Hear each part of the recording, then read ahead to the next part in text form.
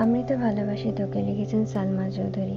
তানভীরের গান শুনে আবির ঘাড় ঘুরিয়ে তাকিয়েছে। হেলমেটের আড়ালে আবিরের অভিব্যক্তি বোঝার উপায় নেই, তবুও তানভীর গান বন্ধ করে দিয়েছে। ফাঁকা রাস্তা, নিরিবিলি পরিবেশ, দুই পাশে সারি সারি গাছ।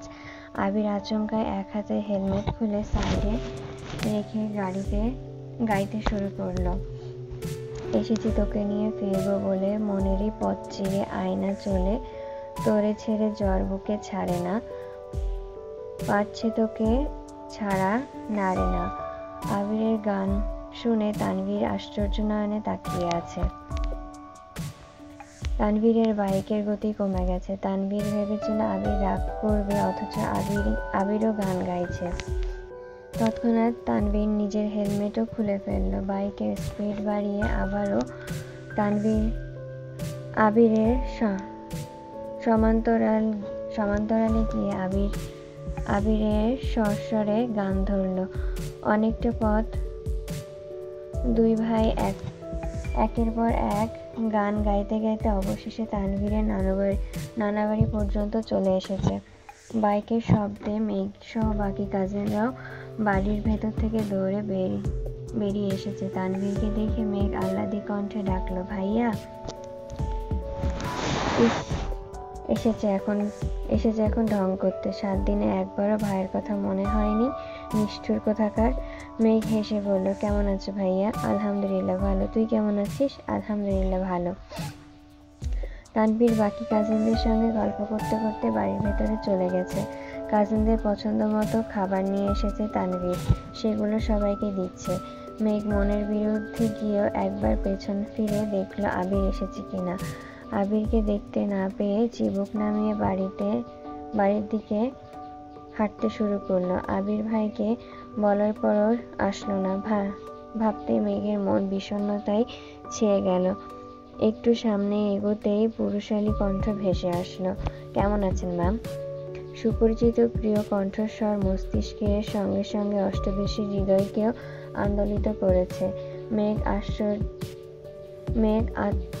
অকস্মাৎ পেছন ফিরে তাকাতেই সরাসরি নজর পড়ে আবিরের মলিন মুখমণ্ডলে। নিজের প্রতি করা বেধক অবহেলা আবিরের চোখে মুখে লেপ্টে আছে। অষ্টাদশী নিষ্পলক চেয়ে থেকে খানিকক্ষণ পরখ করলো আবিরকে। আবিরের পরিশ্রান্ত চেহারা দেখে অষ্টাদশীর বুকের ভেতরে চিনচিন ব্যথা অনুভব হলো। হৃদয়ে ক্লেশ উপেক্ষা করে মেঘ মাথা নিচু করে নীরস কণ্ঠে বলল, আলহামদুলিল্লাহ। কথাটা বলতে দেরি হয়েছে, অথচ মেঘের বাড়ির ভেতরে যেতে দেরি হয়নি। মেঘ ভেতরে চলে গেলেও আবির পূর্বের জায়গায় নিশ্চুপ দাঁড়িয়ে আছে। এই কয়েকদিনের এলোপাথারি চলাফেরায় আবিরের কাদম্বিনীর চেহারার লাবণ্য অনেকটা কমে গেছে। দেখেই বোঝা যাচ্ছে অযত্নে কেটেছে তার প্রেয়সীর দিন। নানুবাড়িতে বাধা দেওয়ার কেউ নেই। হালিমা খান বকা দিলে মামারা, খালামণিরা নানা নানুর আহ্লাদে মেঘের মাথায় তুলে রেখেছে। তাদের অতিরিক্ত আদরে এ কয়দিনে খেয়ে না খেয়ে ছুটোছুটি করেছে। আবির চোখ বন্ধ করে দীর্ঘশ্বাস ছেড়ে বাড়ির ভেতরে ঢুকলো। সবার সঙ্গে দেখা সাক্ষাৎ করে নানার রুমে গিয়ে বসলো। কিছুক্ষণের মধ্যে মেঘের খালামণি আর 2 মামি নাস্তা নিয়ে এসেছে। আবির তানভীরের পছন্দ মতো পিঠা আরও অন্যান্য খাবার। হালিমা খান কয়েকবার এসে দেখে গেছেন। উনি ব্যাগ গুছাতে ব্যস্ত। নাস্তা খেয়ে তানভীর, আবির আরও 2-3 জন কাজিন মিলে ঘুরতে গেছে। সবার নানুবাড়িতে অপ্রকাশিত অনেক স্মৃতি জড়িয়ে আছে। তানভীর আশেপাশে ঘুরছে। ছোটবেলার বন্ধুদের মধ্যে যারা বাড়িতে ছিল তাদের সঙ্গে গল্পগুজব করেছে। তারপর বাড়িতে এসে হাত মুখ ধুয়ে খেতে বসেছে। আবিরের উদ্দেশ্যে 2 মামি মিলে এলাহি আয়োজন করেছে। অবশ্য এত আয়োজনের পেছনে মেঘেরই হাত। ছোটবেলায় আবির মেঘের নানুবাড়িতে এসেছিল কিনা তা মেঘ জানে না। মেঘের কাছে মনে হয়েছে এটা আবিরের প্রথম আগমন। নানাবাড়িতে আবির ভাইয়ের খাওয়া দাওয়ায় যেন কোনো রকম ত্রুটি না থাকে, তাই মেঘ নিজে সব লিস্ট করে দিয়েছে। রান্নার তরকারিও তদারকিও মেঘই করেছে। আবিরের পছন্দের তালিকায় যতটুকু মেঘ জানে সবটাই করেছে। বেশ কয়েকটা রেসিপি মেঘ নিজেই রান্না করেছে, সঙ্গে তানভীরের পছন্দ মতো রান্নাও হয়েছে। সালাদ থেকে শুরু করে যা যা মেঘের পক্ষে করা সম্ভব সবই সে করেছে। ওরা আসতেই দেখা করে মেঘ লুকিয়ে পড়েছে। একবারের জন্য ওদের সামনে আসে না।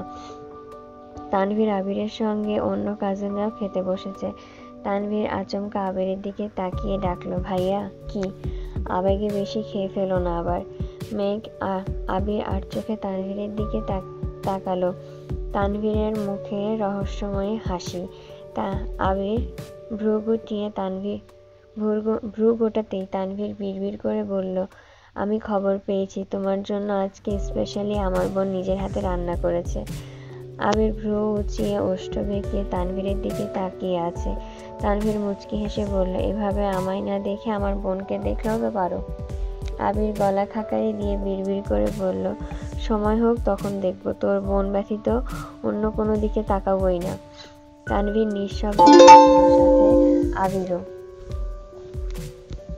খাওয়া দাওয়া শেষ করে সবার সঙ্গে আরও কিছুক্ষণ গল্প করে বাসার উদ্দেশ্যে বের হলো। মেঘ আর হালিমা খানও সবার থেকে বিদায় নিয়ে বেরিয়েছে। মেঘের কাজিনরা মেঘের সঙ্গে কিছুটা এগিয়ে এসেছে। মেঘ তানভীরকে উদ্দেশ্য করে গম্ভীর কণ্ঠে বলল, ভাইয়া আমি তোমার সাথে যাব। তানভীর সহসা জানালো, আমি তোকে নিতে পারবো না। কেন? তানভীর স্বাভাবিক কণ্ঠে বলল, আব্বু কি বলেছে মনে নেই? আমি যেন তোকে নিয়ে বাইক না চালাই। মেঘ ঠোঁট ফুলিয়ে বলল, কেন? আমাকে নিয়ে চালালে কি হবে? তানভীর আকাশপানে তাকিয়ে বলল, আব্বু আমাদেরকে নিয়ে টেনশন করে। তুই আমার সঙ্গে গেলে বাই চান্স অ্যাক্সিডেন্ট হলে আর আমাদের কিছু হলে কি হবে সেই ভেবে আব্বু ভয় পায়। তুই ভাইয়ার সঙ্গে যা, আমি আম্মুকে নিয়ে যাচ্ছি। অ্যাক্সিডেন্ট হলে করব, মরে গেলে যাব, তবু আমি তোমার সাথেই যাব। তানভীর শক্ত কণ্ঠে বলল, বনু বাজে কথা একদম বলবি না। আমার কিছু হলেও সমস্যা নেই, কিন্তু আমার কারণে তোর কিছু হলে আমাকে আব্বু মার্ডার করে ফেলবে। মেঘ ভ্রু কুঁচকিয়ে বলল, ওনার সাথে গেলে যে আমার কিছু হবে না তার কি গ্যারান্টি আছে? গ্যারান্টি আমি তোকে দিচ্ছি, কিছু হবে না। মেঘ রাগে ফুঁসতে বলল, তবুও তুমি আমায় নিয়ে যাবে না? আব্বুর কথা অমান্য করলে আমায় বাড়িতে জায়গা দেবে না বোন? তুই কি চাস তোর এই হতভাগা ভাইটা অকালে বাড়ি থেকে বেরিয়ে যাক? মেঘ রাগে কটমট করে বলল, হয়েছে, আর ইমোশনাল ব্ল্যাকমেল করতে হবে না। নিয়ে যাও আম্মুকে, আমিও বাসায় গিয়ে আব্বুকে বিচার দেব। তানভীর হেসে আম্মুকে গাড়িতে বসতে বলল। হালিমা খান উঠতেই তানভীর বাইক স্টার্ট দিল। এদিকে আবির এতক্ষণ যাবৎ কোনো কথাই বলেনি। ওরা কিছুটা দূরে যেতে আবির বাইক স্টার্ট দিতে বলল, কেউ কি আমার সঙ্গে বাইকে যেতে বিরক্ত বোধ করছে? মেঘ ফোঁস করে শ্বাস ছেড়ে নিজের ব্যাগটা মাঝখানে রেখে 1 সেকেন্ডের মধ্যে বাইকে উঠে বসেছে। আবির লুকিং গ্লাসে তাকিয়ে প্রেয়সীর রাগান্বিত মুখ বিবর দেখে মৃদু হেসে বাইক স্টার্ট দিল। মেঘের রাগ অতিশয়ে কমে না, এটা আবির বেশ বুঝতে পেরেছে। মেঘের ছোট্ট থেকে এই স্বভাব, নিজের পছন্দের কোনো জিনিস কাউকে দিতে চায় না, এমনকি মিমকেও না। আর যদি কারোর উপর রাগ ওঠে তাহলে এত সহজে রাগ কমে না। কথা বললেও রাগে কটমট করতে বলে। বড় হয়েছে ঠিকই, তবে এখনো আগের স্বভাবই আছে। তানভীর ওর আম্মুকে নিয়ে অনেকটা সামনে চলে গেছে, ওদের আর দেখা যাচ্ছে না। আবির একটা চায়ের স্টল দেখে বাইক থামিয়ে 2 কাপ চা নিয়ে এসেছে। মেঘ প্রথমে নিতে না চাইলেও আবিরের জোরাজোরিতে নিয়েছে। আবির রাস্তার পাশে একটা গাছে সাথে হেলেনা দিয়ে চা খাচ্ছে আর অভিভূতের ন্যায় মেঘকে দেখছে। রাগের কারণে মেঘের মুখ ফুলে আছে, থুতনিতে কেমন যেন ভাঁজ হয়ে গেছে। আবির চুল থেকে শুরু করে পায়ের কনিষ্ঠ আঙ্গুল পর্যন্ত নিরীক্ষণ করতে করতে চা শেষ করলো। টাকা পরিশোধ করে বাইকের কাছে এসে শান্ত স্বরে বলল, এখনো রাগ কমেনি তোর? কিসের রাগ? আমি কারোর উপরে কোনো রাগ নেই, তা তোর চোখেই ভাসছে।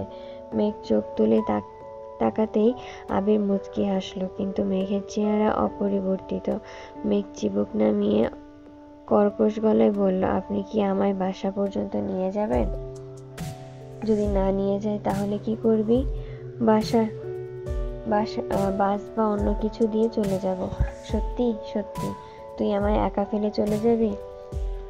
আপনি তো আর অবুঝ না যে যেভাবে এসেছেন সেভাবে বাসা পর্যন্ত যেতে পারবেন। আবির হঠাৎ করে 2 আঙ্গুলে মেঘের থুতনি ওচালো। আচমকা আবিরের স্পর্শে মেঘের দেহ শিউরে ওঠে, সহসা চোখ বন্ধ করে ফেলে। আবির গুরুতর কণ্ঠে বলল, তাকা। মেঘ নিভু নিভু চোখে তাকাতেই আবিরের গভীর নেত্রে দৃষ্টি নিবদ্ধ হয়। সঙ্গে সঙ্গে মেঘের ভ্রূযুগল কুঁচকে আসে। একজোড়া চোখ মেঘকে কি যেন বলতে চাচ্ছে। চোখের ভাষা বোঝার সাধ্য ছোট অষ্টাদশীর নেই, তবে দৃষ্টির গভীরতা প্রখরতা বুঝতে সময় লাগেনি। ইদানিং আবিরের নজরে অস্বাভাবিকতা মেঘ প্রায়ই খেয়াল করে। মেঘ তাকালে, চোখে চোখ পড়লেই নিজে কেমন যেন আড়াল করে নেয় আবির। আজও আবিরের দৃষ্টি প্রখর, অষ্টাদশীর আঁখি জোড়াও আবিরের চোখে নিবদ্ধ হয়ে আছে। চোখ পলক ফেলছে না কেউ। আবির হঠাৎই নমনীয় কণ্ঠে বলা শুরু করলো, আই এম সরি মেঘ। দিনকে দিন আমি মানুষটা বড্ড পাষাণ হয়ে যাচ্ছি। মাঝে মাঝে নিজের স্বার্থ ছাড়া কোনো কিছু ভাবতে পারি না। মানুষ মন থেকে খুব করে কিছু চাইলে যেন যখন সেটা পায় না তখনই তার দুনিয়া এলোমেলো হয়ে যায়। সেই জিনিসটা পাওয়ার জন্য আবেগ অনুভূতি বিসর্জন দিতেও 2 বার ভাবে না। আমার অবস্থা এখন এমনই। আমি জানি তুই এসব কিছুই বুঝবি না, তবুও কেন জানি তোকে বলতে ইচ্ছে করছে। তোর সাথে সেই দিন একটু বেশি বাড়াবাড়ি করে ফেলেছি। যদি সম্ভব হয় আমায় ক্ষমা করে দিস। আমি তোর খারাপ চাই না কখনোই, কিন্তু আমার ভালো চাওয়াগুলো কেমন জানি খারাপ হয়ে যায়। আবিরের প্রথম কথাগুলো শান্ত স্বরে হলেও শেষ কথাগুলো বলতে গিয়ে আবিরের গলা ভিজে আসে। এদিকে আবির ভাইয়ের স্পষ্ট শীতল কণ্ঠে বলা কথাগুলো অষ্টাদশীর হৃদয়ে 7 দিন যাবৎ জ্বলজ্বল করা তীব্র অনলকে মুহূর্তে নিভিয়ে দিয়েছে। আবিরের বলা প্রতিটা কথা অষ্টাদশীর হৃদয়ে স্পর্শ করেছে। আবির কোনো বিষয়ে আপসেট সেটা বুঝতে বাকি নেই মেঘের। আবির ভাই কিছু চেয়ে পাননি, এটা খুব স্পষ্ট। তবে কি চেয়েছিলেন তিনি কখনই বা পাননি। সে ক্ষোভ কেন মেঘের উপর ঝাড়লেন? সব প্রশ্নর উত্তরই অজানা। আবিরের চোখ লাল হয়ে যাচ্ছে, চোখে পানি জমতে শুরু করেছে। আবির ঢোক গিলে মেঘের থুতনিতে রাখা নিজের আঙ্গুল সরিয়ে অন্যদিকে তাকিয়ে ঠান্ডা কণ্ঠে বলল, আমি আসছি একটু। মেঘ স্তব্ধ হয়ে আছে।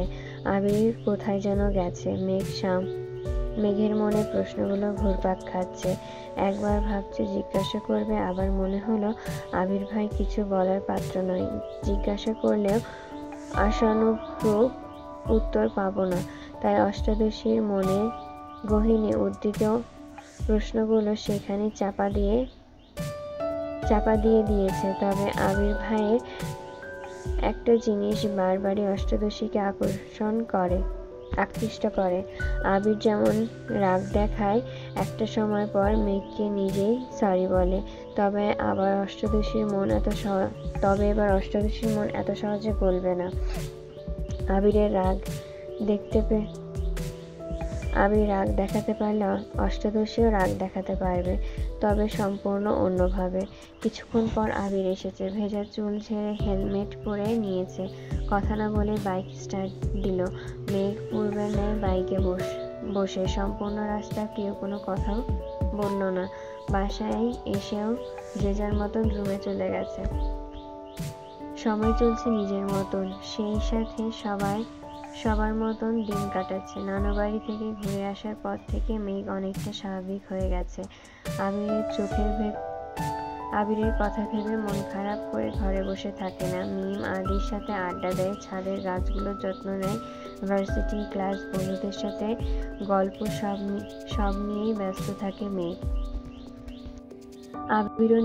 আবিরও নিজের কাজে ব্যস্ত। আলী আহমেদ খান কিছুদিন যাবৎ অফিসে যাচ্ছেন, তবে মিটিং থেকে শুরু করে বেশিরভাগ কাজই আবিরই করে। তাছাড়া মোজাম্মেল খান বাকি কাজ করেন। তানভীরও নিজের মতন ব্যস্ত হয়ে গেছে। আবির মেঘের সঙ্গে কথা বলতে চাইলেও মেঘ কোনো কথায় তেমন সাড়া দেয় না। বাড়ির বাকি সদস্যদের সাথে আড্ডা দেওয়ার মাঝে আবির আসলে মেঘ নিশ্চুপ হয়ে যায়। একটা কথায় মেঘের মাথায় সর্বক্ষণ ঘুরপাক খায়, আমি কখনো আবির ভাইয়ের বিরক্তির কারণ হব না। মেঘের সঙ্গে তামিম আর মিনহাজের সম্পর্ক আগের থেকেও ভালো হয়েছে। তামিম বন্যাকে আর কোনোদিন উল্টাপাল্টা কথা বলবে না বলে প্রমিস করেছে। মিনহাজ দিন দিন মেঘের প্রতি একটু বেশি কেয়ার দেখায়। মেঘ সেসব ভালো না লাগলেও বন্ধু ভেবে তেমন কিছু বলে না, এইসব বিষয় ইগনোর করে চলে। 2-3 দিন যাবৎ আবির খুব চেষ্টা করছে মেঘের সঙ্গে কথা বলার, কিন্তু কোনোভাবেই পাচ্ছে না। সবার সামনে তেমন কিছু বলতে পারে না। মেঘ রুমে থাকলেও দরজা বন্ধ করে রাখে। দরজায় ডাকলে মেঘ দরজা খুলবে কিনা, বাড়ির মানুষ দেখলে কি ভাববে, এসব ভেবেই আবির কুলকিনারা পাচ্ছে না। এদিকে প্রেয়সী রাগান্বিত মুখ বিবর আবির আর সহ্য করতে পারছে না। কতদিন হয়ে গেছে আবির মেয়েটার মুখে হাসি দেখতে পাচ্ছে না। সর্বক্ষণ মেঘে দুশ্চিন্তায় থাকতে থাকতে কাজেও ঠিকমতো মনোযোগ দিতে পারে না। এক কাজ 2-3 বার করতে হয়। আজকে বিকেলে মিম আদি, হালিমা খান, আকলিমা খান শপিংয়ে যাবেন। মেঘকেও বলেছিল, কিন্তু মেঘ যাবে না বলেছে। মালিহা খান অসুস্থতার কারণে ইচ্ছে করে যাননি। আবির আজ 2টার দিকে অফিস থেকে বাসায় এসেছে। বিকেলের দিকে আবির রেডি হয়ে সিঁড়ি দিয়ে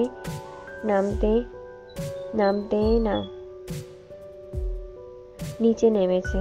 মেঘ তখন সোফায় বসে কার্টুন দেখছিল। ঘাড় ফিরিয়ে সিঁড়িতে আবিরকে দেখে টিভির সাউন্ড কমাতে লাগলো। আবির সোফার কাছে দাঁড়িয়ে গম্ভীর কণ্ঠে বলল, কার্টুন দেখা শেষ হলে একটু ছাদে যাস। মেঘ কপাল গুটিয়ে ধীর কণ্ঠে বলল, কেন? আবির পূর্বের ন্যায় ভারী কণ্ঠে উত্তর দিল, গেলেই বুঝবি। আবির বাসা থেকে বেরিয়ে গেছে। মেঘ আবিরের যাওয়ার দিকে কিছুক্ষণ তাকিয়ে রইল। পুনরায় কার্টুন দেখায় মনোযোগ দিল। মনের ভেতর খুঁতখুত করছে। আবির ভাই ছাদে যেতে বলেছেন কেন? একবার ভাবছে যাবে, আবার ভাবছে যাবে না। যার সঙ্গে আড়ি তার কথায় ছাদে যাওয়া কোনো মানেই হয় না, কিন্তু অবুঝ মনকে মানাতে পারল না। 10-15 মিনিট পর টিভি বন্ধ করে ছাদের উদ্দেশ্যে রওনা দিল। ছাদের দরজায় একটা চিলকুট লেখা, ওয়েলকাম। মেঘ কপাল কুঁচকে দরজা থেকে চিলকুট তুলে হাতে নিল। দরজার খুলতেই আশ্চর্য বনে গেল। দৃষ্টি সীমানা জুড়ে বড় ছোট চিলকুটের ছড়াছড়ি। সাদা, হলুদ, লাল, গোলাপি, নীল, প্রত্যেকটা চিলকুটি লেখা, I am sorry Megh, please forgive me, sorry, I feel regret and guilty. এর মতন অসংখ্য বাক্যে চিলকুটের সম্পূর্ণ ছাদের গাছের ডাল পাতা রঙিন হয়ে আছে। মেঘ গুটি গুটি পায়ে হেঁটে প্রতিটা চিলকুটে লেখা লাইনগুলো পড়ছে। নিজের অজান্তে অষ্টাদশীর ঠোঁটে হাসি ফুটেছে। প্রায় 40 মিনিট যাবৎ অষ্টাদশী ছাদে হাঁটছে আর চিলকুট পড়ছে। সবগুলো চিলকুট পড়তে পড়তে নিজের হাতে জমা আছে। মেঘের সামনে আকাশ জুড়ে শুধু একটা কথাই বিরাজমান, আপনি মানুষটা অত্যাধিক রহস্যময়। কৌশলে যেমন কষ্ট দিতে পটুর, তেমনি নীরব দক্ষতায় সে ক্লেশ দূরকরণেও সক্ষম। মেঘ মুচকি হেসে বলল, তবে আপনার চোরও কম না। আপনি সবসময় কৌশলে আমার মন ভালো করে দিলেও এবার আর আমার মন ভালো হচ্ছে না। আপনি আমার কোমল হৃদয়ে যে আঘাতটা করেছেন তার জন্য একটু ভোগান্তি তো আপনাকে ভুগতেই হবে। মেঘ চিলকুটগুলো নিয়ে রুমে চলে গেছে। মনটা আজ খুব ভালো, কিন্তু সেটা আবির ভাইকে বোঝানো যাবে না। রাতের খাবার টেবিলে আবিরের সঙ্গে চোখাচোখি হতে মেঘ গাল ফুলিয়ে চোখ নামিয়ে নিল। আবির কপাল গুটিয়ে মেঘকে কয়েক মুহূর্ত দেখল। কিছুক্ষণ পরও মেয়েটার মুখে কি একটু হাসি ফুটল না। ভাবতেই আবিরের মাথা ব্যথা অনুভব হচ্ছে। তাহলে কি মেঘ ছাদে যায়নি? আবির কোনোরকমে খাওয়া শেষ করে তাড়াতাড়ি ছাদে গেল। ছাদের একটা চিলকুটও নেই। তার মানে মেঘ ছাদে এসেছিল আর চিলকুট নিয়েও গেছে। আবির তার কাদম্বিনীর রাগ ভাঙাতে ব্যর্থ হয়েছে ভেবেই আকাশের ন্যায় কোমল দৃষ্টিতে তাকালো। হৃৎপিণ্ডটা অবিরাম কাঁপছে। মনের ভেতরে অজানা ভয় কাজ করছে। চোখ বন্ধ করতেই 9 বছর আগের স্মৃতি একের পর এক চোখের সামনে ভেসে আসছে। আচমকা ধপ করে ছাদের ফ্লোরে বসে পড়েছে। কি হচ্ছে আর কি হবে তা ভেবেই ক্লান্ত হয়ে পড়েছে। আজ মার্চের 3 তারিখ, মেঘের জন্মদিন। অষ্টাদশী আজ 19-এ পা দিয়েছে। বাড়ির পরিবেশ ঠান্ডা। এই বাড়িতে কখনোই জন্মদিন পালন করা হয় না, সামান্য একটু উইশও করা হয় না। তাই কারোর জন্মদিনের কথা মনেই থাকে না। আবির গত রাতে দেরি করে বাসায় ফেরার কারণে সকালে ঘুম থেকে উঠতে পারেনি। আবির 12টার দিকে অফিসে যেতে চাইলে আলী আহমেদ খান অফিসে তেমন চাপ নেই বলে যেতে নিষেধ করেন। এর জন্য আবির দুপুরের দিকে সোফায় বসে আদিকে পড়াচ্ছিল। কিছুক্ষণ পর মেঘ ভার্সিটি থেকে বাসায় আসে, ফ্রেশ হয়ে খেতে বসেছে। হঠাৎই দরজায় কলিং বেলের শব্দ হতেই আবির গিয়ে দরজা খুলে দিল। ডেলিভারি বয় জিজ্ঞাসা করলো, এখানে মাহাদিবা খান নামের কেউ আছে? মেঘ খাবার খাওয়া বন্ধ করে দরজার দিকে তাকালো। আবির তীক্ষ্ণ দৃষ্টিতে তাকিয়ে প্রশ্ন করল, কেন? ওনার নামে পার্সেল আছে। আবির গম্ভীর কণ্ঠে প্রশ্ন করলো, কোথা থেকে? সরি ভাইয়া, সেটা তো বলতে পারলাম না।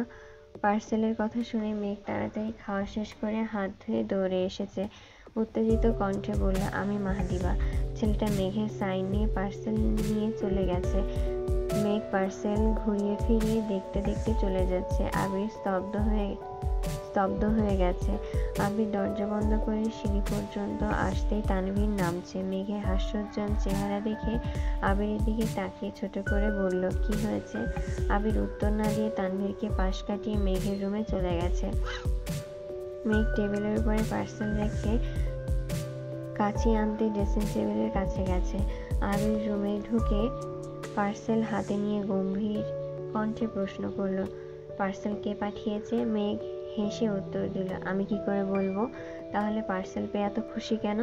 গিফট পেলে সবাই খুশি হয়, সেটা যেই দিক না কেন। আমার পার্সেল দিন। কে পাঠিয়েছে না বললে পার্সেল দিব না। আজব তো, আমি জানি না কে পাঠিয়েছে, তাহলে পার্সেল দেখার দরকার নেই বলে আবির পার্সেল নিয়ে চলে গেছে। মেঘ আহাম্মকের মতন চেয়ে আছে। মনে মনে বিড়বিড় করে বলছে, নিজের সামান্য উইশও করবে না, আবার কেউ পার্সেল দিলে নিতেও দিবে না। এ কেমন মানুষ রে বাবা। আবির পার্সেল নিয়ে রুমে ছুঁড়ে ফেলে দিয়েছে। আবিরের মাথায় ঘুরপাক খাচ্ছে, হয়তো মিনহাজ গিফট পাঠিয়েছে। মেঘ কি করবে ভেবে না পেয়ে একে একে বন্যা, মিনহাজ, তামিম, মিষ্টি সবাইকে কল দিচ্ছে। কেউ পার্সেল পাঠিয়েছে কিনা জিজ্ঞাসা করছে, কিন্তু কেউই কিছুই জানে না। মিনহাজকে জিজ্ঞাসা করে, মিনহাজ বলল, তোদের বাসার ঠিকানা জানলে আমি নিজেই পার্সেল নিয়ে হাজির হতাম। মেঘ প্রথমে ভেবেছিল বন্ধুদের মধ্যে কেউ পাঠিয়েছিল, কিন্তু ওদের কথা শুনে এখন মেঘ নিজেই চিন্তায় পড়ে গেছে। তবে কে দিল পার্সেল? দুপুরের পর আবির বাসা থেকে বেরিয়ে গেছে। কিছুক্ষণ পর তানভীর একটা ড্রেস মেঘকে দিয়ে বলল, এটা পরে রেডি হয়ে নে, তোকে নিয়ে বের হব। কেন? তানভীর মুচকি হেসে বলল, এমনি। মেঘ সঙ্গে সঙ্গে হাসলো। সবার মধ্যে তার ভাই যে তার জন্মদিন মনে রেখেছে, ঘুরতে যাওয়ার জন্য বলছে, সেই অনেক। মেঘ ঝটপটে রেডি হয়ে বের হয়েছে। তানভীর ড্রয়িং রুমে বসেছিল। হালিমা খানকে বলে মেঘকে নিয়ে বের হয়েছে। মেঘ তানভীরের পিছু পিছু যেতে যেতে বলল, আজ দুইজনে বাইকে গেলে কিছু হবে? হতে পারে, তার জন্যই গাড়ি নিয়ে যাব। মেঘ ভাইয়ের দিকে তাকিয়ে নীরবে ভেঙচি কাটল। মেঘ ভেবেছিল তানভীরকে কথা শোনাবে, তা না হয়ে উল্টো নিজেই বোকা হয়ে গেছে। তানভীর মেঘকে নিয়ে সন্ধ্যার ঠিক আগে আগে একটা রেস্টুরেন্টে ঢুকলো। রেস্টুরেন্টে পা দিতেই মেঘের চোখ ছানাবড়া হয়ে গেছে। সম্পূর্ণ রেস্টুরেন্টে বার্থডের জন্য সুন্দর করে সাজানো। তানভীর মুখে হাসি রেখে বলল, হ্যাপি বার্থডে বনু। মেঘ আহ্লাদি কণ্ঠে বলল, থ্যাংক ইউ ভাইয়া। মেঘ আশ্চর্য নয়নে তাকিয়ে দেখছে। কিছু ভাবার বা বলার আগে আচমকা কেউ মেঘের দু চোখ চেপে ধরে। মেঘ সঙ্গে সঙ্গে হাত স্পর্শ করেই উত্তেজিত কণ্ঠে বলল, বন্যা। হাত ছাড়িয়ে মেঘ পিছনে ঘুরেই বন্যাকে জড়িয়ে ধরেছে। বন্যাও জড়িয়ে ধরে বলল, হ্যাপি বার্থডে বেবি। মেঘ হেসে বলল, থ্যাংক ইউ বেবি। এবার মিনহাজ, তামিম, মিষ্টিরা সশব্দে বলে উঠল, হ্যাপি বার্থডে মেঘ। মেঘ অবাক চোখে সবাইকে দেখছে, বারবার তাকাচ্ছে তানভীরের দিকে। তানভীরের ঠোঁটে হাসি। মেঘ কি বলবে কিছু বুঝতে পারছে না। জীবনে প্রথমবার কেউ মেঘের জন্মদিন পালন করছে, তাও আবার এত জাঁকজমক ভাবে। সবাই একে একে মেঘকে গিফট দিচ্ছে। মেঘ সেসব গিফট টেবিলের উপরে রেখে দৌড়ে গেল তানভীরের দিকে। কোমল দৃষ্টিতে তাকিয়ে মোলায়েম কণ্ঠে বলল, এত কিছু করার কি দরকার ছিল? তানভীর মৃদু হেসে বলল, এতগুলো কিছুই না, একটু অপেক্ষা কর, দেখবি। মেঘ তানভীরের দিকে অবাক দৃষ্টিতে চেয়ে আছে। 2-3 মিনিট পর 30 জনের মতো পথশিশু রেস্টুরেন্টের ভেতর থেকে বেরিয়ে এসে একজোট হয়ে মেঘকে উইশ করলো। মেঘ নিজের চোখকে কোনো মতে বিশ্বাস করতে পারছে না। তানভীর মেঘের মাথায় হাত বুলিয়ে বলল, আজ তোর জন্মদিন উপলক্ষে ওদের সবাইকে নিজের হাতে খাওয়াতে হবে, পারবি না? মেঘের চোখ ছলছল করছে, কিছু বলার ভাষা হারিয়ে ফেলেছে। আচমকায় ফুপিকে দেখে মেঘের চোখের পানি ধরে রাখতে পারেনি। ফুপি, আইরিনরা সবাই এসেছে। মেঘ ফুপিকে জড়িয়ে ধরেই কান্না করে দিয়েছে। প্রায় 10-15 মিনিট পর তানভীর শক্ত কণ্ঠে বলল, আর কতক্ষণ কাঁদবি? মেঘ চোখ মুছতে মুছতে তানভীরকে জিজ্ঞাসা করলো, এত আয়োজন তুমি করেছো?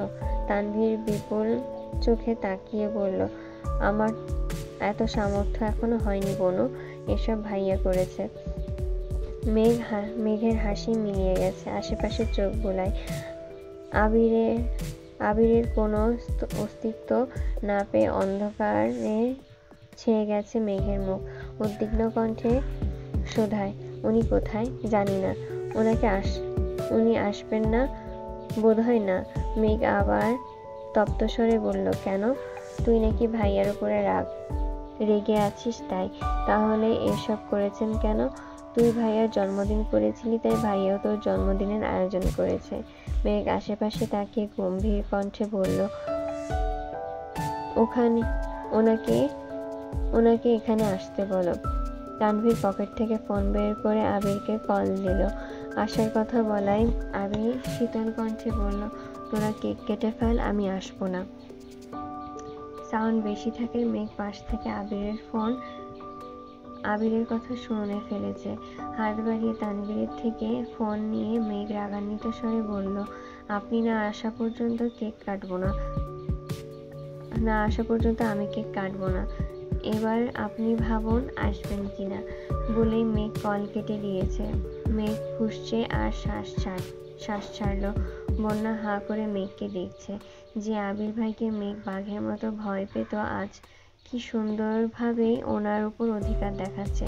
মিনহাজ তামিম শুধু মুখ চাওয়াচাওয়ি করছে। তানভীরের সামনে মেঘকে আলাদাভাবে কিছু বলার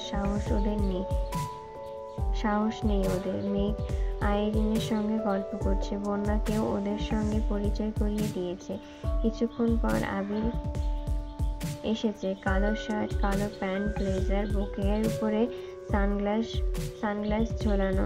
আবির ঢুকতেই সবার নজর পড়ে আবিরের দিকে। আবিরকে দেখে মেঘের ঠোঁটে হাসি ফুটেছে। বন্যা, মিনহাজ, তামিমও হাঁ হয়ে তাকিয়ে আছে আবিরের দিকে। মিষ্টিরা আবিরের গেট আপ দেখে ফিদা হয়ে গেছে। আবির আসার কিছুক্ষণের মধ্যেই কেক কাটা হয়েছে। ফুপি থেকে শুরু করে আবির, তানভীর সহ যতজন পথশিশু ছিল সবাইকে মেঘ নিজের হাতে কেক খাইয়ে দিয়েছে। কেক কাটার পর্ব শেষ হতেই আবির পকেট থেকে একটা বক্স বের করে দিয়ে বলল, happy birthday my dear Sparrow. মেঘ থ্যাংক ইউ বলে বক্স খুলতেই বিস্ময়কর দৃষ্টিতে আবিরের দিকে তাকায়। আবিরের নিরুদ্বেগ ভাব দেখে মেঘ একে একে সবার দিকে তাকাচ্ছে। বক্সে জ্বলজ্বল করছে ডায়মন্ডের আংটি। তা দেখে মেঘের হাত কাঁপছে।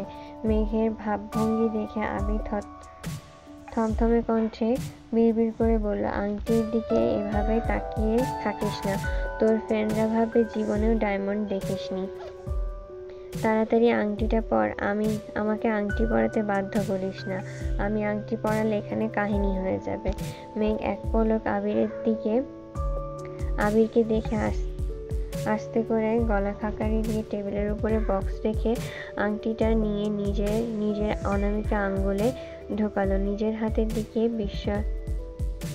বিস্মিত চোখে তাকিয়ে আছে মেঘ। জীবনে প্রথমবার ডায়মন্ডের আংটি পরেছে হাতে। মেঘ খুশিতে ফুপির সহ সবাইকে সে আংটি দেখাচ্ছে। উপস্থিত প্রত্যেকের মুখে হাসি থাকলেও মিনহাজ ও তামিম নিস্তব্ধ হয়ে আছে। দুইজন দুইজনের দিকে তাকাচ্ছে। কিছুই বলতে পারছে না, শুধু চোখের ইশারায় দিচ্ছে। সবটা যে আবিরের পরিকল্পনা তা বোঝার ক্ষমতা তাদের নেই। মেঘের জন্মদিন ছোটখাটো সারপ্রাইজ দিবে সেটা আগে থেকেই ভেবে রেখেছিল আবির। কিন্তু আজ মেঘের নামে পার্সেল আসার পর সেই চিন্তা মুহূর্তেই বদলে গেছে। বাসায় বসেই সব পরিকল্পনা করেছে। দুপুরের পর মার্কেটে গিয়ে মেঘের জন্য ড্রেস কিনে তানভীরকে দিয়ে পাঠিয়েছে। তানভীরকে দিয়ে বন্যাকে কল দিয়ে ইনভাইট করেছে। সেই সঙ্গে বন্যাকে দায়িত্ব দিয়েছে মিনহাজকে বলার জন্য এবং অবশ্যই যেন সবাই আসে। বন্যা তানভীরের কথা মতো সবাইকে বলেছে। ফুপিদের আবিরই জানিয়েছে। মিনহাজ আর তামিমকে নিজের অবস্থান বোঝানোর জন্য আবির ইচ্ছে করে মেঘের জন্মদিন সম্পন্ন রেস্টুরেন্ট বুকিং দিয়েছে। সেই সঙ্গে মেঘের জন্য নিজে পছন্দ করে ডায়মন্ডের আংটি নিয়ে এসেছে। যেখানে মারপিট আর কথায় কিছু বোঝানো অসম্ভব হয়ে পড়েছে, সেখানে কিছু কৌশল খাটাতে হয়েছে। খাওয়া দাওয়া শেষে ফুপিরা বিদায় নিয়ে চলে গেছে। পথশিশুদের খাওয়া শেষে আবির নিজে এগিয়ে দিতে গিয়েছে। সেই সুযোগে মেঘ আর তার বন্ধু বান্ধবীরা মিলে আড্ডা দিচ্ছে। তানভীর পাশের টেবিলে বসে ফোন চাপছে আর একটু পর পর মেঘেদের দেখছে। পাশে বসাতে ওদের সব কথোপকথনই তানভীরের কানে যাচ্ছে। তামিম দু একটা কথা বললেও মিনহাজ তেমন কথা বলছে না।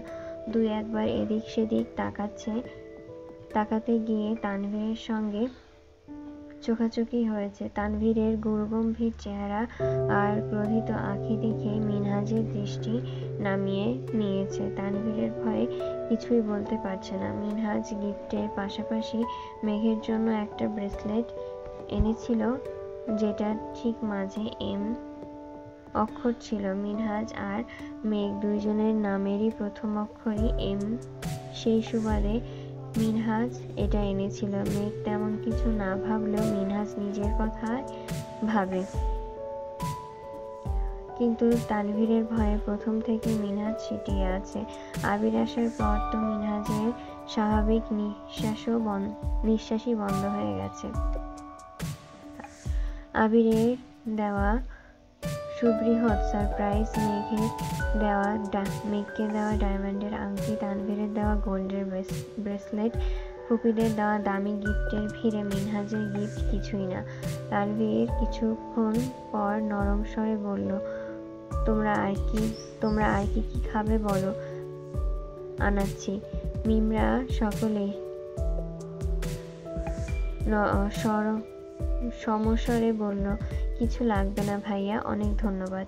আর তানভীর মৃদু হাসলো, কিছুই বলল না। এই ফাঁকে বন্যাকে খানিক দেখে নিল। বন্যা আজ নেভি ব্লু রঙের একটা মোটামুটি গর্জিয়াস গাউন পরেছে, সাথে গর্জিয়াস গোল্ডেন হিজাব, ঠোঁটে কড়া লিপস্টিক, চোখে গাঢ় কাজল। বন্যার সচরাচর সাজে না। আজ বন্যার এত সাজ দেখে তানভীরের হৃদয়ে ভূমিকম্প শুরু হয়েছে। বন্যা আসার পর থেকে তানভীর একটু পর পর আর চোখে বন্যাকেই দেখছিল। সবার সামনে সরাসরি তাকাতেও পারছে না, আবার তাকিয়েও থাকতে পারছে না। তানভীরের ভূকম্প এখন অনেকটাই কমে এসেছে, তবে মস্তিষ্কে প্রতিবারই নিউরন জানান দিচ্ছে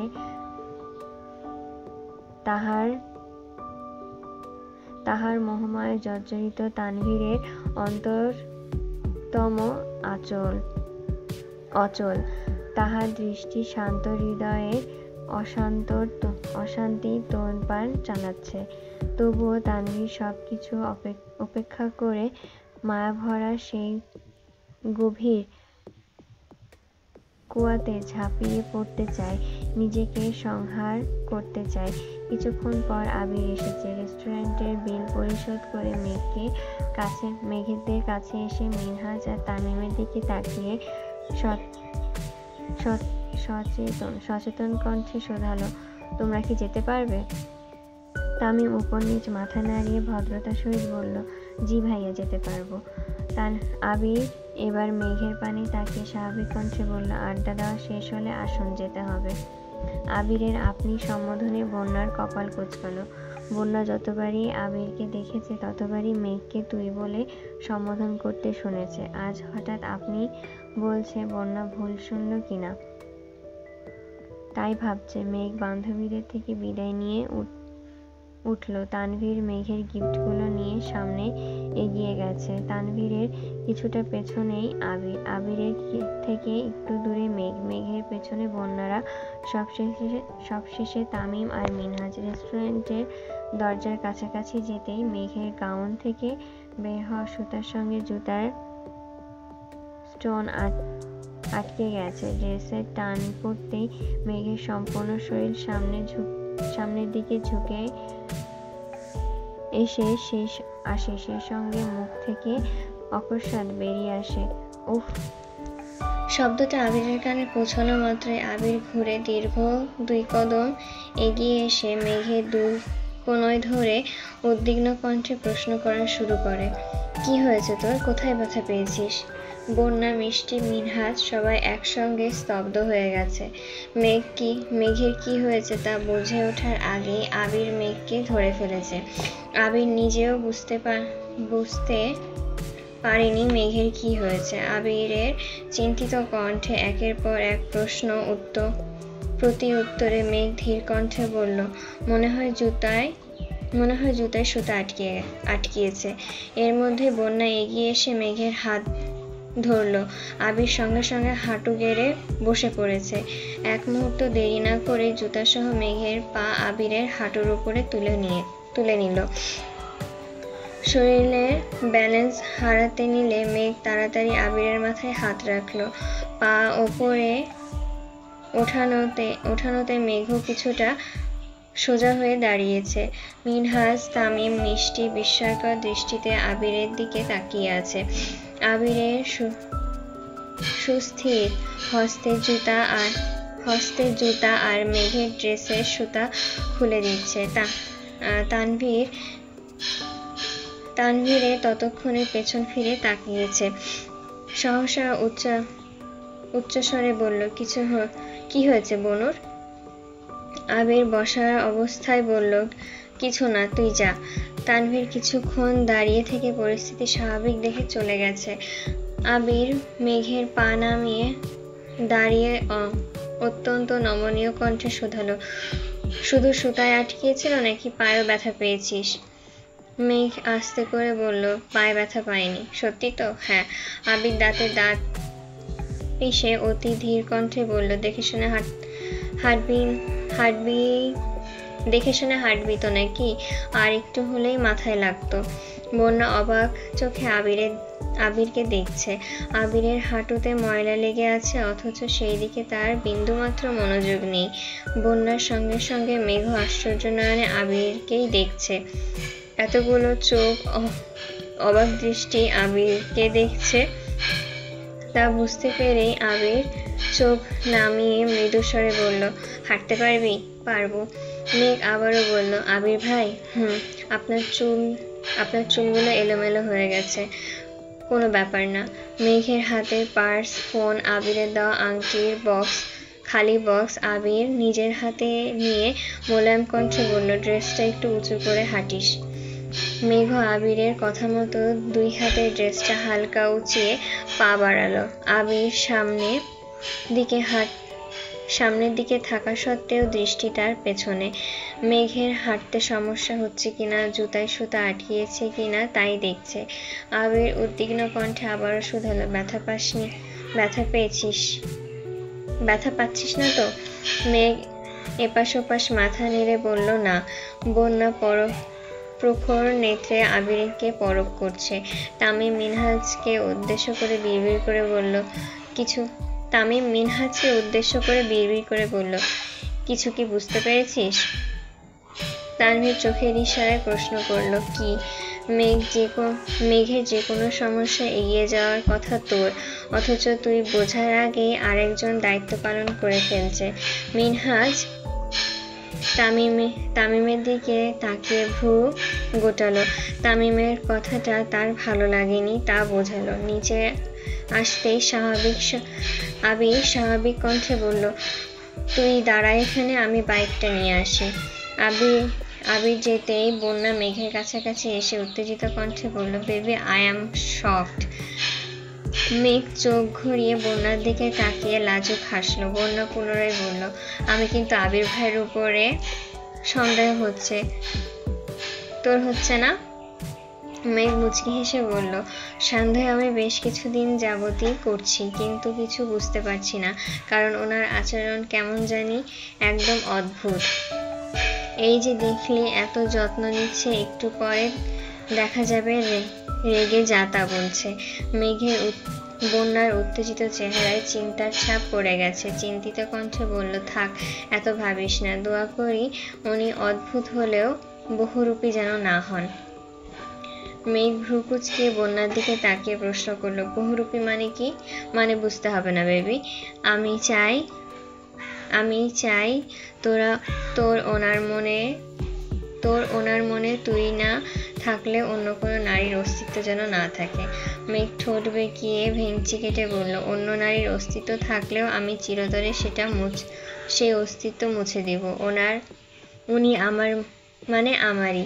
উনি আমার প্রথম এবং একমাত্র ভালোবাসা। ওনাকে এত সহজে ছাড়ছি না। বাস্তব জীবনে ওনাকে না পেলে মরে পেতনি হয়ে ওনাকে মেরে ফেলবো, তারপর ভূত আর পেতনি মিলে সংসার করব, তবুও ওনাকে আমার লাগবে। বন্যা হাসতে হাসতে বলল, তোদের সংসারে আমাকে দাওয়াত দিবি না? কেন দেব না? তুই আমার একমাত্র বেস্টু বলে কথা। তোকেও মেরে আমাদের কাছে নিয়ে যাব, চিন্তা করিস না।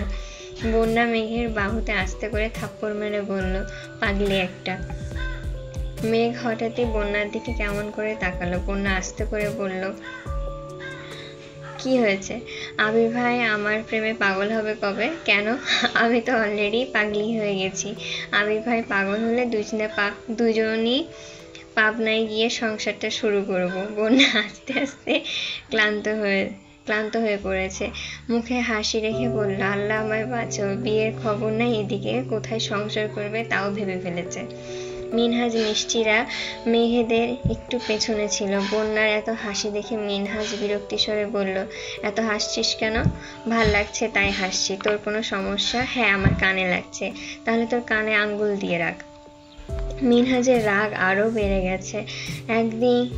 একদিকে মেঘের প্রতি আবিরের কেয়ার, অন্যদিকে বন্যার হাসি মিনহাজকে রীতিমতো রাগে কটমট করছে। এর মধ্যে আবির আর তানভীর দুইজনেই হাজির হলো। আবির তানভীরকে উদ্দেশ্য করে বলল, তুই ওদের বাসা পর্যন্ত এগিয়ে দিয়ে আসবি, আমি মেঘকে নিয়ে বাসায় যাচ্ছি। আচ্ছা ভাইয়া। আবির মেঘের দিকে তাকিয়ে বলল, তোর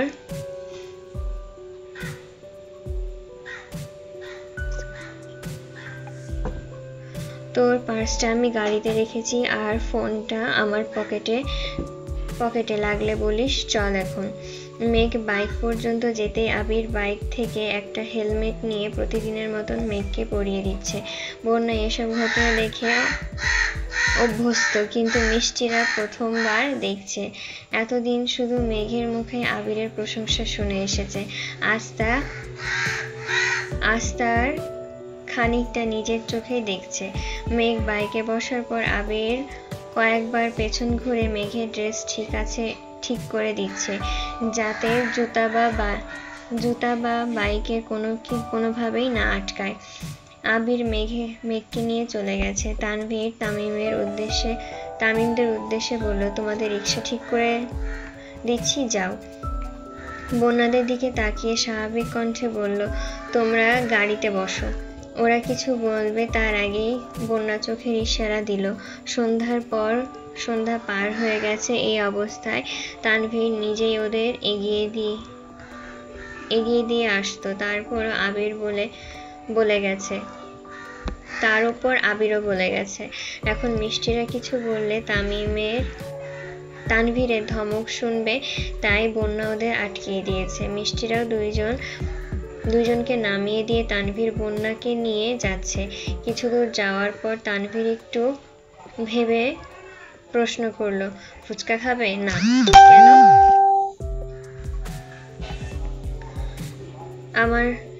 তোমার না ফুচকা প্রিয়? অনেক খেয়ে ফেলেছি, পেটে জায়গা নেই। তানভীর হেসে বলল, ফুচকার জন্য পেটে নয়, মনে জায়গা দরকার। তানভীর রাস্তার পাশে গাড়ি সাইড করে নামালো।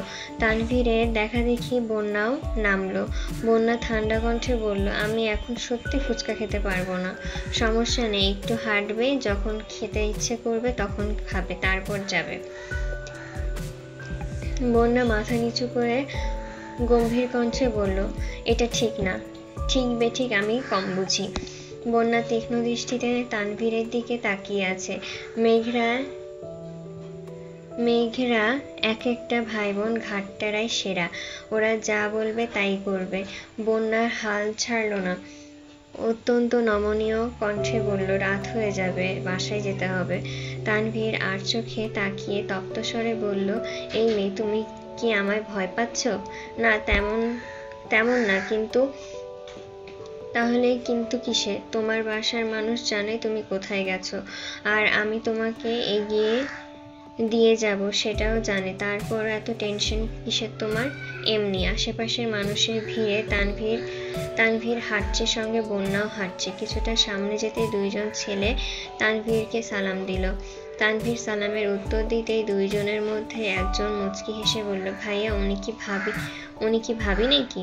তানভীর সহসা বন্যার দিকে তাকালো। বন্যা ড্যাম ড্যাম করে তাকিয়ে আছে তানভীরের দিকে। তানভীর ছেলেগুলোর দিকে তাকিয়ে জিহ্বা দিয়ে ঠোঁট ভিজিয়ে ধমকের স্বরে বলল, কখন কি প্রশ্ন করতে হয় তোরা এটাও জানিস না? যা এখান থেকে। ছেলে দুইটা সরি বলে মাথা নিচু করে চলে গেছে। তানভীর বন্যার দিকে না তাকিয়ে বলল, ডোন্ট মাইন্ড প্লিজ। বন্যা শক্ত কণ্ঠে বলল, আমি বাসায় যাব। কেন? ভালো লাগছে না। ও মানে? তোমার যখন ভালো লাগবে তখন ফুচকা খাবে, তারপর বাসায় যাবে। বন্যা রেগে বলল, আজব, আমি বললাম তো আমার ভালো লাগছে না। তানভীরও এবার রাগী স্বরে প্রশ্ন করলো, তো আমি কি করব? নদীতে ফেলে দিয়ে আসবো? মানে? তানভীর হঠাৎই আবিরের কথাটা মনে পড়েছে। রাগ উঠলেও বন্যাকে রাগ দেখানো ঠিক হবে না। তানভীর কপাল গুটিয়ে বলল, মন খারাপ করে বাসায় গেলে সবাই ভাববে আমরা তোমার সাথে খারাপ ব্যবহার করেছি। সত্যি কি তাই? কেউ কিছু ভাববে না। তানভীর মৃদু স্বরে শোধালো, ছেলেগুলোর কথাই মাইন্ড করেছো? না তো, এমনি চলে যাব। তানভীর নিজের রাগ আর নিয়ন্ত্রণ করতে পারছে না, রেগে বলল, তোমার সময় নষ্ট করার জন্য আন্তরিকভাবে দুঃখিত। চলো তোমায় বাসায় নামিয়ে দিয়ে আসি, আর কখনো এমন কাজ করব না। তানভীরের প্রবল রাগ বুঝতে পেরে বন্যা শান্ত হয়ে গেছে। কোমল কণ্ঠে বলল, আমি ফুচকা খেয়েই যাব। খেতে হবে না ফুচকা, মনের বিরুদ্ধে কোনো কাজ করতে হবে না, চলো।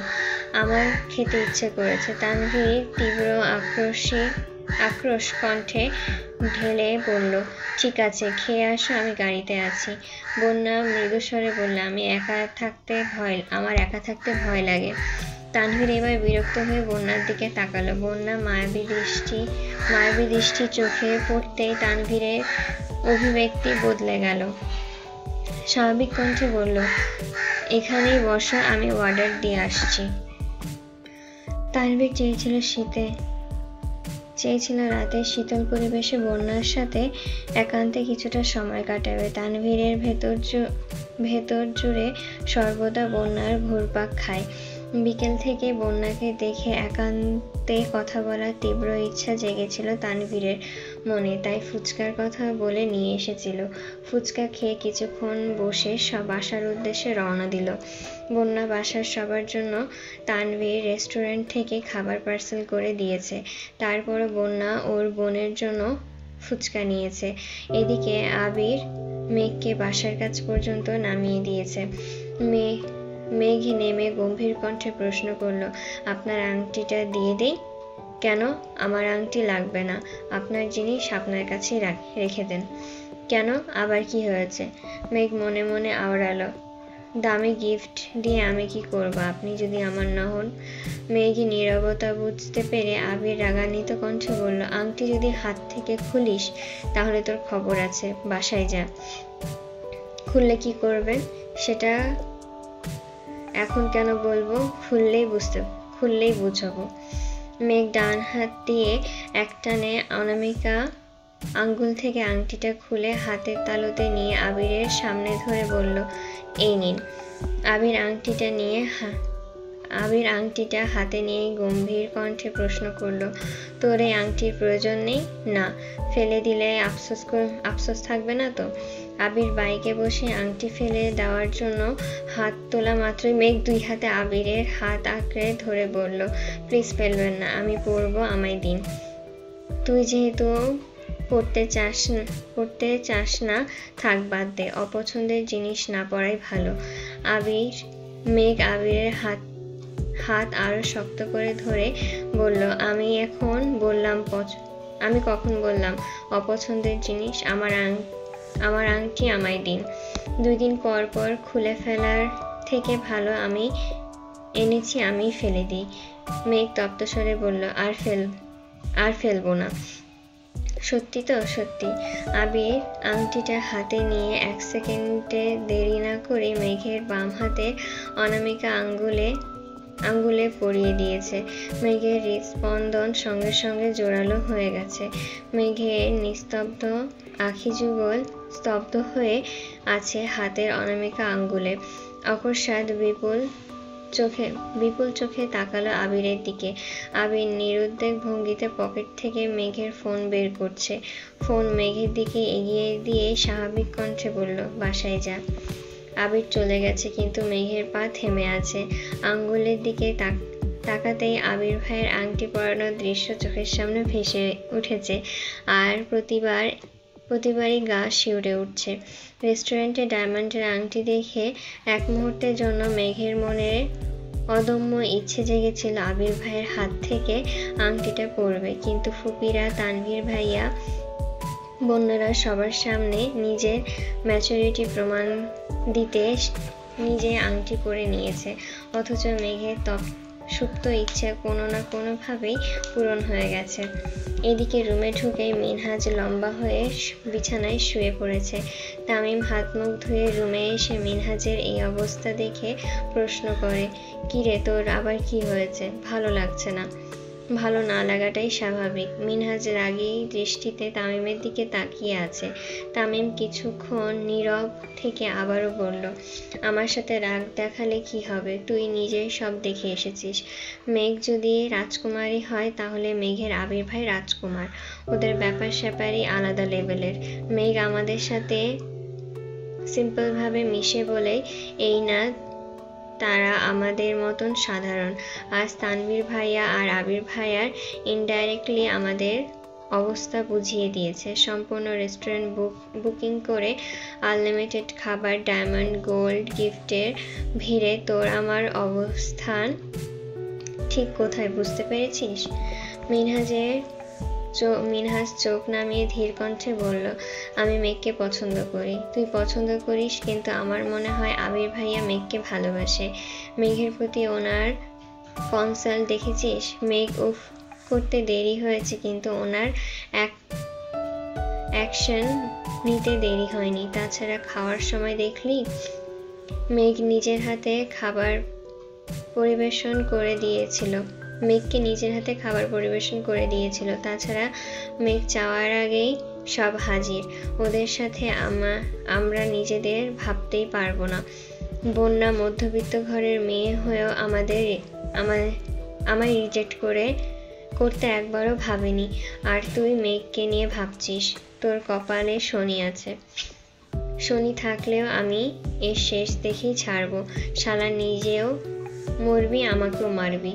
মেঘ আজ ভার্সিটিতে আসার পর থেকে মিষ্টিরা মেঘকে রাগাচ্ছে। মিষ্টি আবির ভাইয়ের লুক আর ব্যবহারের উপরে ক্রাশ খেয়েছে। এ কথা বলা মাত্রই মেঘ তেলে বেগুনে জ্বলে উঠেছে। মিনহাজও সঙ্গে সঙ্গে বলছে, মিষ্টি তোর পছন্দ হলে প্রেম করতে পারিস। মেঘ রাগে গজগজ করতে করতে বলল, তোর মাথাটা আগে ফাটাবো, তারপর মিষ্টির মাথা ফাটাবো বলে দিলাম। মিনহাজ হেসে বলল, বললেই হলো তুই বারণ করার কে? মিষ্টি তুই এগিয়ে যা, আমি তোর পাশে আছি। মেঘ মিষ্টির হাত থেকে মিষ্টির সানগ্লাসটা একটানে নিয়ে নিজের চোখে দিয়ে গলা খাকারি দিয়ে ভাব নিয়ে বলল, আমি কিন্তু আবির ভাইয়ের হবু বউ। মানে? আবির ভাই আমায় আংটি পরিয়ে দিয়েছে, তাহলে আমি ওনার হবু বউ হব না? মিনহাজ কপাল কুঁচকে তাকিয়ে আছে। তামিম হাসতে হাসতে বলল, নিশ্চয়ই রাতে স্বপ্ন দেখেছিস। কাল আমাদের সামনে নিজের হাতে নিজে আংটি পরলি, এখন আসছিস ভাব নিতে। মেঘ ঠান্ডা কণ্ঠে বলল, ভাব কেন নিব? উনি বাসার সামনে গিয়ে আংটি নিজের হাতে পরিয়ে দিয়েছেন। ওরা কেউই বিশ্বাস করছে না। বন্যা মেঘের ভাবভঙ্গি দেখে আস্তে করে বলল, সত্যি পরিয়েছেন?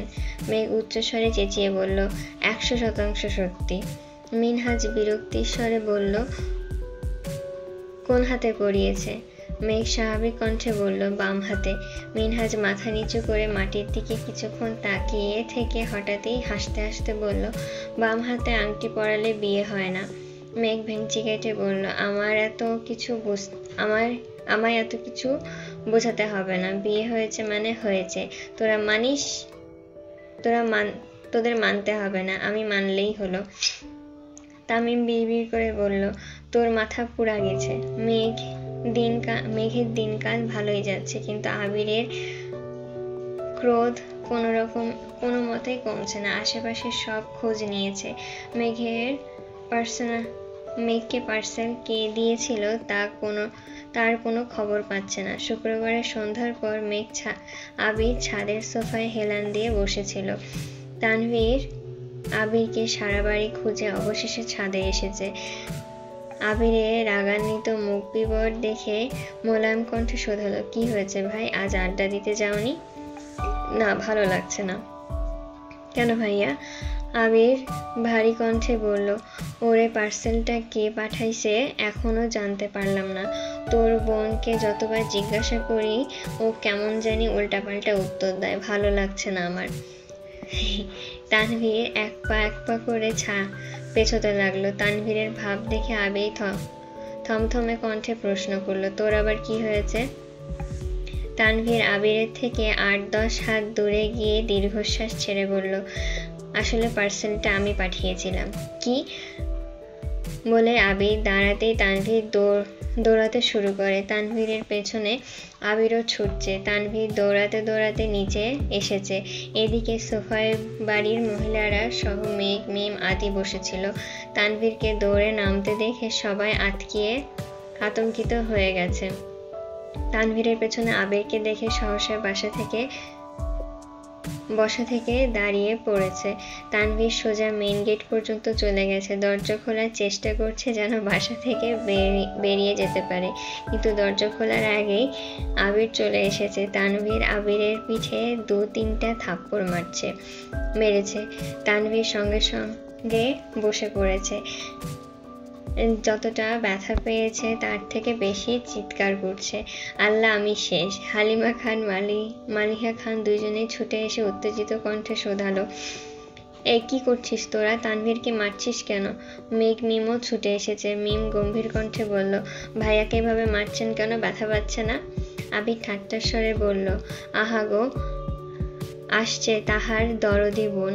তোর ভাই যে অপরাধ করেছে তার জন্য ওরে সারাদিন পেটানো দরকার। কি করেছে তোদের বলা যাবে না। হালিমা খান করুণ কণ্ঠে বললেন, তানভীর কি করেছে? খুব বড় অপরাধ করে ফেলেছে। মামনির করুণ স্বর শুনে আবির তানভীরকে ছেড়ে দিয়ে গম্ভীর কণ্ঠে বলল, তোমাদের কাছে কিছুই না, কিন্তু আমার কাছে অনেক কিছু। হালিমা খান তানভীরকে উদ্দেশ্য করে বলল, কি রে, কি করেছিস তুই? তানভীর দাঁড়িয়ে আড়মোড়া ভাঙতে ভাঙতে বলল, তেমন কিছুই না, ভাইয়ার কলিজায় হাত দিয়েছিলাম বলে তানভীর রুমের দিকে ছুটে গেছে। আবির নিচে দাঁড়িয়ে রাগান্বিত কণ্ঠে বলল, রুম থেকে বের হইস, শুধু তোর খবর আছে।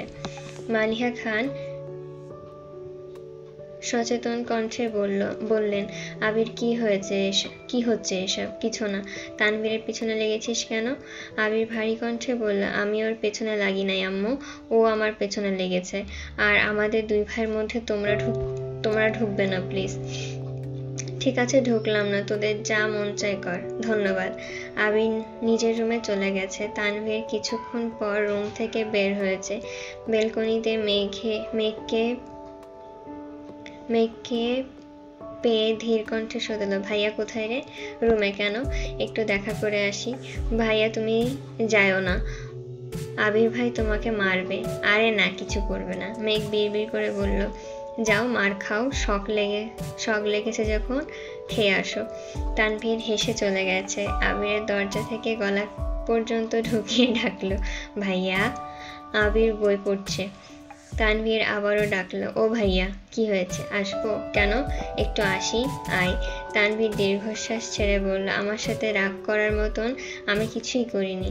আবির গুরুগম্ভীর কণ্ঠে বলল, পার্সেলের টেনশনে আমার মাথা পুরো নষ্ট হয়ে গেছে। 10-12 দিন ধরে তন্ন করে মানুষটাকে খুঁজছি, আর তুই রিল্যাক্সে বসে আছিস। তুমি আমায় বলতা, জানিস তো আমার কাউকে দুশ্চিন্তায় ফেলতে ভালো লাগে না। আচ্ছা সরি, আমি ভেবেছি তুমি পার্সেলের বিষয় ভুলে গেছো। তোর বোনকে ঘিরে সামান্যতম বিষয় আমি ভুলতে পারি না। এত যত্ন, এত ভালোবাসা থাকা সত্ত্বেও রাগ দেখাও কেন? দিনের পর দিন দুজনে গাল ফুলিয়ে রাখো কেন? আর ওই দিন পার্সেল পাঠিয়েছিলাম বলেই তো তুমি বোনকে এত সুন্দর সারপ্রাইজ দিয়েছো। আবির হঠাৎই স্নিগ্ধ আঁখিতে তাকিয়ে বলল, হ্যাঁ, কিন্তু আমার খুব ভয় হয়, ওকে হারানোর ভয় সর্বক্ষণ আমার মনের ঘুরপাক খায়। কি করি না করি নিজেই বুঝি না। তানভীর শান্ত স্বরে বলল, টেনশন করো না, ইনশাল্লাহ সব ঠিক থাকবে। মেঘ দরজায় দাঁড়িয়ে মৃদু হেসে বলল, আসবো? তানভীর আবিরের দিকে তাকিয়ে বিড়বিড় করে বলল, আমার বোন এখন এই রুমে আসতে অনুমতি নিচ্ছে, অথচ কয়েকদিন পর তোমাকেই রুম থেকে বের করে দিবে। ভাবতেই ভাল লাগছে। এতক্ষণে আবিরের মুখের হাসি ফুটেছে। ঠোঁটে হাসি রেখে মেঘকে বলল, আসেন। মেঘ রুমে ঢুকে ভ্রু কুঁচকিয়ে শুধালো, আপনাদের দুই ভাইয়ের মান অভিমান ভেঙেছে? তানভীর উত্তেজিত কণ্ঠে বলল, আমরা দুই ভাই কখনোই মান অভিমান করি না। মেঘ কপাল গুটিয়ে রাগান্বিত স্বরে বলল, খোঁচা দিলা? তানভীর থমথমে কণ্ঠে বলল, ছি, আমার বোনকে আমি খোঁচা দিতে পারি? মেঘ শীতল কণ্ঠে জানালো, আমি কিন্তু যার তার সাথে অভিমান করি না, যে আমার সাথে উল্টাপাল্টা আচরণ করে তার সাথেই অভিমান করি। তানভীর হেসে বলল, তোর অভিমান নিয়ে আমার কিছু বলা, আমি কিছু বলি না আর বলবো না। তোর ইচ্ছে হলে 24 ঘন্টা অভিমান করে বসে থাকবি আর মানুষ তোর অভিমান ভাঙাবে। আবির গম্ভীর মুখ করে তানভীরকে উদ্দেশ্য করে বলল, আজ অভিমান করতে পারি না বলে কারোর কাছে পাত্তা পাই না। তানভীর রাশভারী কণ্ঠে বলল, হয়েছে, তোমার আর অভিমান করতে হবে না। এক একজনের ঢং দেখলে বাঁচি না। দুদিন পর আবির মেঘকে পার্সেলটা দিয়েছে। পার্সেল দেওয়ায় মেঘ সরু নেত্রে তাকিয়ে প্রশ্ন করল, পার্সেল দিয়ে দিচ্ছেন যে, কে পাঠিয়েছে? তা জেনে তোর কি কাজ? নিলে নে, না নিলে না। মেঘ পার্সেল নিয়ে রুমে চলে গেছে। পার্সেলে বই, চকলেট, ছোট ছোট গিফটের বার একটা বক্স ছিল। এক সপ্তাহ কেটে গেছে। আজ মেঘের মনটা খারাপ। ক্লাসে আসতে একটু দেরি হয়ে গেছে, তাই বন্যার সাথে বসতেও পারিনি। একা একা মন খারাপ করে ক্লাস শেষ করে বেরিয়ে এসেছে। সেমিনারের বন্যা আর মিষ্টির সঙ্গে হাঁটছিল। আচমকা মিনহাজ পেছন থেকে মেঘের মাথায় গাঁঠা দিয়ে বলল, এই পচা মেয়ে।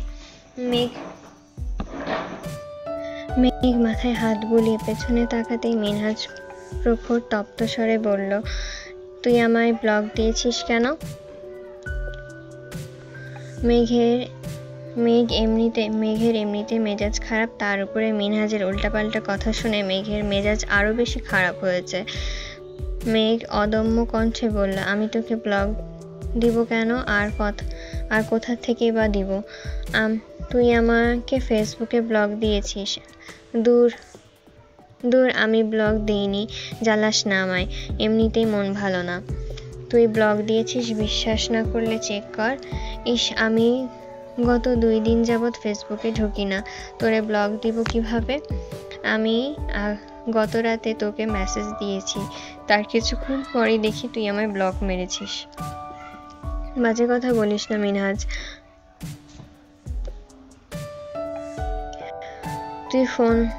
তুই তোর ফোন বের কর, ব্লক লিস্ট চেক কর, তাহলেই হবে। মেঘ ফোন বের করে বন্যাকে দিয়ে সাইডে চলে গেছে। মন খারাপ থাকলে কারোর সাথে কথা বলতে ইচ্ছে করে না, সেখানে হাঙ্গামা করা তো দূরের বিষয়। বন্যা ফেসবুকে ঢুকেই মেঘের ব্লক লিস্টে ঢুকলো। ব্লক লিস্টের প্রথম আইডিটাই মিনহাজের। বন্যা উদ্বিগ্ন কণ্ঠে বলল, মেঘ সত্যি সত্যি মিনহাজকে ব্লক দেওয়া। মেঘ বিরক্তি স্বরে বলল, আমি কাল ফেসবুকে ঢুকিনি। বন্যা এবার শান্ত স্বরে বলল, মিনহাজ, কি হয়েছে পুরো ঘটনা বল। মিনহাজ বলা শুরু করলো, মেঘকে মাঝে মাঝেই আমি মেসেজ দিই, ওর মন চাইলে রিপ্লাই করে, না চাইলে করে না। 2 দিন ভার্সিটি বন্ধ ছিল, ভাবলাম একটু স্মরণ করি। গত পরশুদিন মেসেজ দিয়েছি, নেটে আসেনি।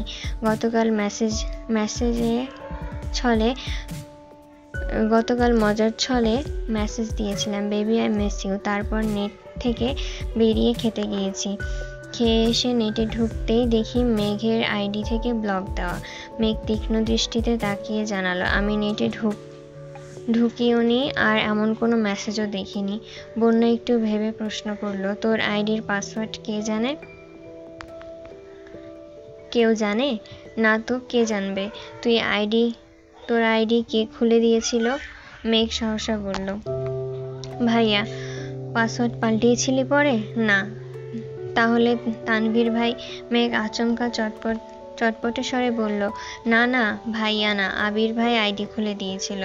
বন্যা, মিষ্টি, মিনহাজ সবাই নিস্তব্ধ হয়ে গেছে। মিষ্টি একটু পর মৃদু হেসে বলল, মেঘরে তুই শেষ। মিনহাজকে 30 মিনিটের মধ্যে ব্লক দিয়েছে মানে তোর আবির ভাই সর্বক্ষণ তোকে চোখে চোখে রাখে। যা, তুই সাকসেস, তোর সাথে তোর ভালোবাসাও।